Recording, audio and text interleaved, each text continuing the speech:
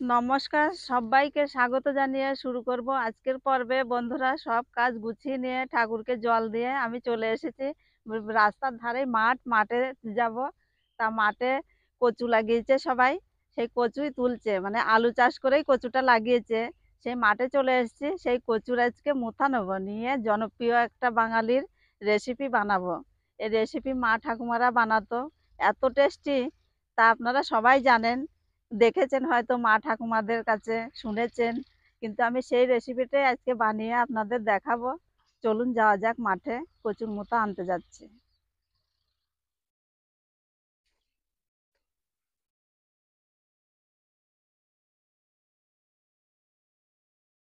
এই যে বন্ধুরা, চলে এসেছি, এই যে কচু জমি, এই যে কচু গাছ, এই যে এইগুলো আলু চাষ করেই এই কচুটা লাগিয়েছে। এটা বর্ষাকালেই হয়।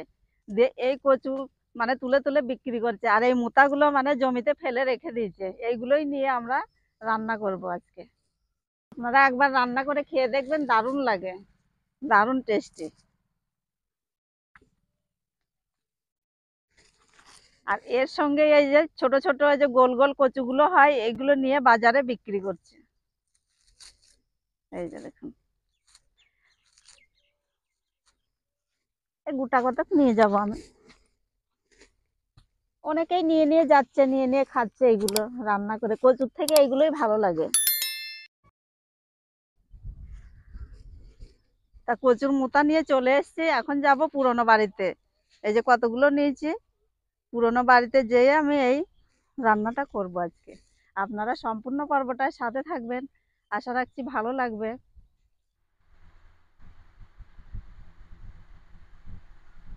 বন্ধুরা, রান্নার জায়গায় চলে এসেছি। তা আমি নিয়ে এসেছি এই যে পটল। এই পটল দিয়ে আমি তিল দিয়ে রান্না করব। আর কচুর মোতা নিয়ে এসেছি, এই যে এই বাটা করব রসুন দিয়ে। তা দিদি ভাই, আপনারা কি খেয়েছেন? আমার শাশুড়ি, তারপরে আমার মা কাকিমারা কিন্তু রান্না করতো আগে। আর আমার মাস্টারদা এত ভালো খেত এই কচুর মোতা, এখনো ভালো খায়। রান্না করে দিলে ও বলবে যে আমার আর কিচ্ছু লাগবে না, রসুন দিয়ে কিংবা এর মধ্যে বা সর্ষে বাটা দিয়ে বাটলেও ভালো লাগে। দিয়ে আগে তো অভাব ছিল, কিন্তু আগেকার মানুষ এগুলো খেত, এত ভালো লাগতো। আমরাও খেয়েছি, সেটা বলবো না যে খাই নাই, কিন্তু এখনকার ছেলে মেয়েরা তো খেতে চায় না। কিন্তু আমাদের তো মুখে লেগে আছে, আমাদের ভালো লাগে। তা আমি আজকে বাটা করব। আর এই যে সাদা তিল নিয়ে এসছি, এই তিল দিয়েই আমি রান্না করব পটল দিয়ে। পটলগুলো আমি ডুমো ডুমো করে কেটে নেবো, এরকম করে।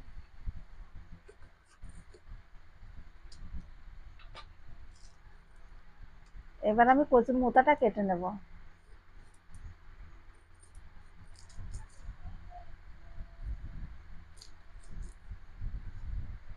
আমি এইভাবে কেটে নিলাম, কেটে সেদ্ধ করে নেব।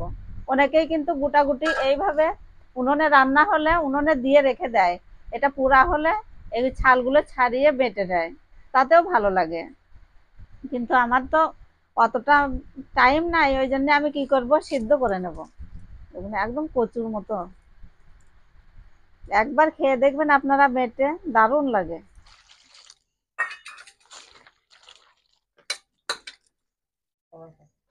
পটল কাটা হয়ে গেছে, আমি পরিষ্কার করে ভালো করে ধুয়ে নেব।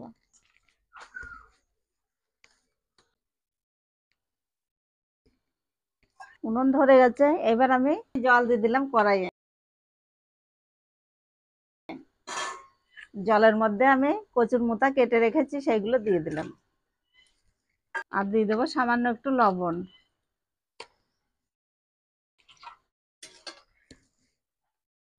দিদি ভাই, এই যে দেখুন, এই যে সিদ্ধ হয়ে গেছে, আমি এখন ঢেলে নেব।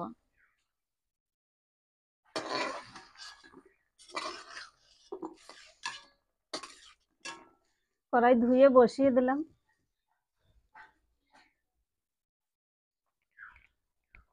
পটলে একটু তিলটা বেশি লাগে, ওই জন্য আমি তিলটা যে বেশি করেই দিলাম। এবার ভেজে নেব।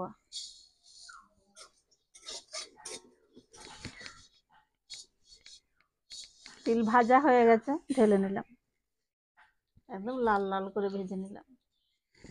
কিছু কালো জিরে ভেজে নিলাম।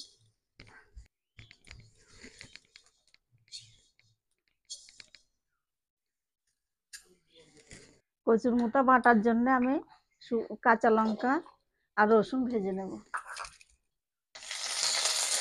কাঁচা লঙ্কা ভাজা হয়ে গেছে, এবার দিয়ে দিলাম রসুন।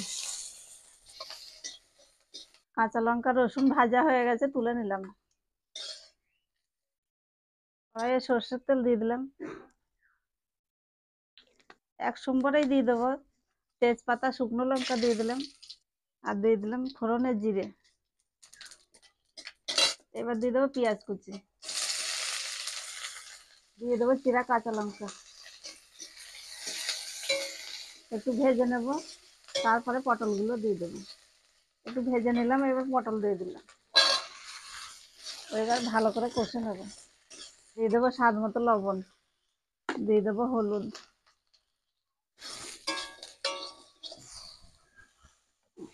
নিয়ে এলাম শিলনোড়া, নামিয়ে নিলাম। এবার বাটার পালা।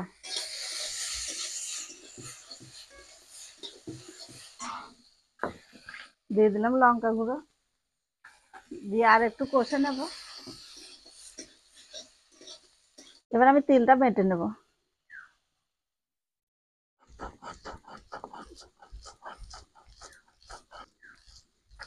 কষানো হয়ে গেছে, এবার আমি জল দিয়ে দেবো।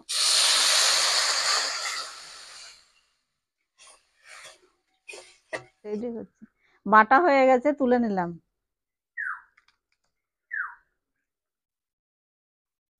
দিয়ে দেবো জিরে গুঁড়ো।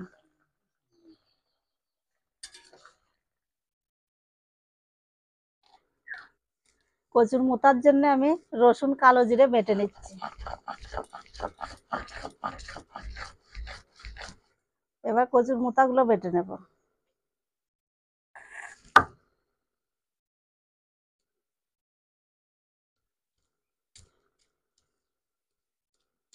পটলটা সেদ্ধ হয়ে গেছে, আমি এবার দিয়ে দেব তিল বাটা।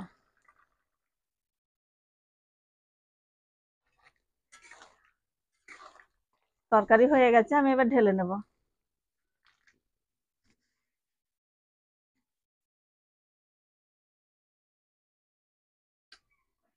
দিদি ভাই বাটা হয়ে গেছে, তুলে নিলাম। এই যে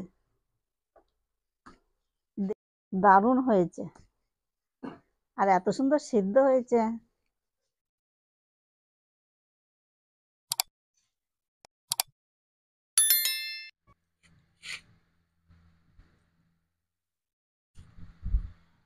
যা হয়েছে না দিদি ভাই, ফাটাফাটি। এই মোটা বাটা দিয়ে এক থালা ভাত খেয়ে নেবো, আর কিচ্ছু লাগবে না। আপনারাও এইভাবে বেটে খেয়ে দেখুন, দারুণ লাগে, আপনারাও ভুলতে পারবেন না।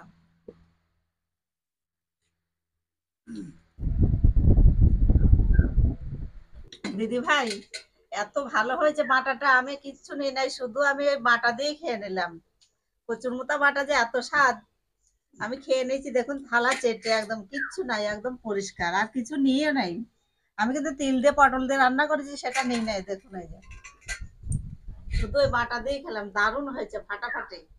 তা আপনারাও এইভাবে বানিয়ে খাবেন, এরকম রেসিপি দারুণ লাগে। নিত্য নতুন রেসিপি সান্তনার রান্নাঘরে দেখবেন। আমার তো বেশ ভালো লেগেছে, আপনাদের কেমন লেগেছে কমেন্টে জানাবেন। যদি ভালো লাগে লাইক করবেন, শেয়ার করবেন, সাবস্ক্রাইব করে পাশে থাকবেন। ফিরে আসছি এইরকম অন্য কোনো ভিডিওতে, ততক্ষণ ভালো থাকবেন আপনারা।